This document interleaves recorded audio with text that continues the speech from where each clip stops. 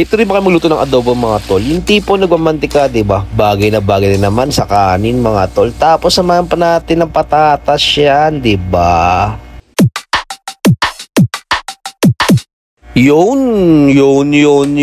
Nandito na naman tayo sa episode series natin mga tol. Episode number 8 nga pala mga tol, adobo sa puti. Yung iba tawag dito adobo sa patis. Yung iba naman tawag dito adobo sa asin. Pero para sa akin mga tol, parehas lang naman yun, diba? So, basta adobo mga tol, masarap yan tol, kahit ano pang klaseng luto yan. So, ito nga pala ang aking version ng adobo sa puti mga tol. Nagprito muna tayo ng patatas sa hiniwa natin kanina. Nga pala ang hiwa na ginawa ko dito mga tol. Tapos lulutuin ko lang tol ng mga 8 minutes, okay na yan tol. Tapos nagiwa pala ako dito ng bawang yan tol, dinikdik ko lang yan tol. Maraming bawang tol, mas masarap sa adobo. Pag nagluluto pala ako ng adobo mga tol, di ako gumagamit ng sibuyas. Pero pag ikaw tol, trip mo, lagyan mo na, diba? Pampasarap din naman tol yung sibuyas. Itong dish na adobo mga tol, hirap na hirap ako, perfect to. Di ko malaman kung bakit mga tol, kasi tol pag nagluluto ko ng adobo tol, iba-iba yung lasa minsan. Alam mo yun tol, hindi pare-pares yung lasa ng adobo kapag ako nagluluto. Meron bang tamang timpla sa pagluto ng adobo? Diba usually mga tol, toyo pati suka lang ang ginagamit. Pero dito sa video ko tol, papakita ko sa iyo ibang style na naman ng pagluto ng adobo. Hindi naman siya tol yung best na adobo na matitikman mo. Pero pag natikman mo tol, sigurado mapaparami na naman ang kain mo dito. Diba nga tol, sa pagluto ng adobo, iba-ibang style at diskarte ang ginagamit ng mga nagluluto nito. Bawat region o lugar sa Pilipinas tol, may sari-sariling style ang pagluluto, diba? Pero nga yung iba, diba naglalagay pa ng gata. Tapos tol, yung iba gusto naman yung sobrang ahang na maraming sili. Yung iba nga tol, gusto naman yung masabaw na sarsa. Tapos yung iba naman tol, gusto yung toyo, diba? Iba naman tol, gusto yung maas, yung iba naman tol gusto yung maalat-alat. Tapos yung iba naman tol gusto rin yung manamis-namis, diba? Pero ganoon pa man tol, pag sinabing adobo, alam naman natin ng mga Pilipinas, solid na solid dyan, diba? Lalo na tol pag umalis ka ng Pilipinas tapos nag-ibang bansa ka, diba? Ito yung ulam na unang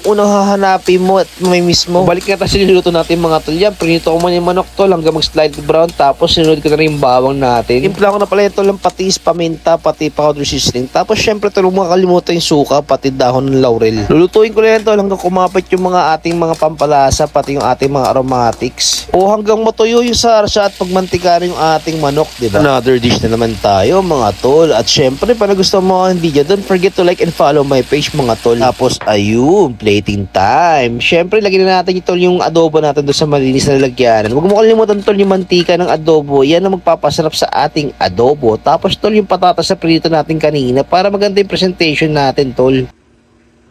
Yun! Tol, tikman natin yung luto adobo sa puti, adobo sa patis o adobo sa asin ang tawag dito. Pero lagi may twist yan tol, nagprito pala tayo ng patatas. Tikman natin syempre yung patatas muna.